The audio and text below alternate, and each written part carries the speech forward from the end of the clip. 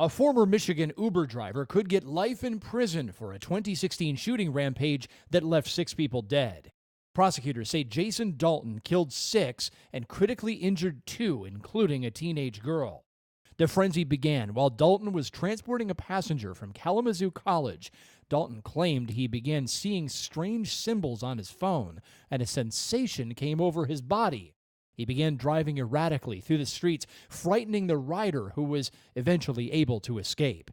Dalton told police he drove back to his home and began preparing his weapons.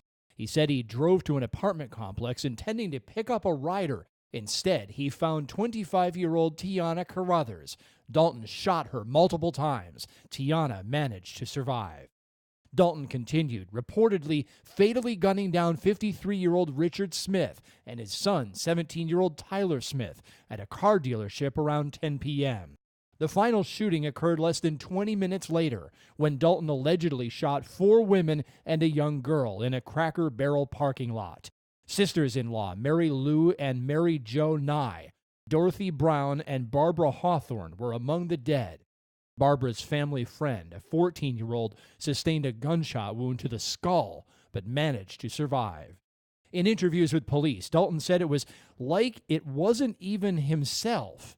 He further explained to a psychiatrist, "It almost seemed like my phone could control me," despite reportedly having no history of psychiatric delusions.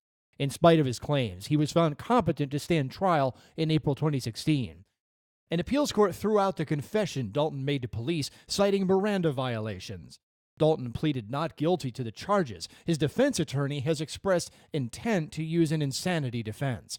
Dalton faces 6 counts of murder, 8 weapons charges, and 2 counts of assault with intent to murder. For the Law and Crime Network, I'm Aaron Keller.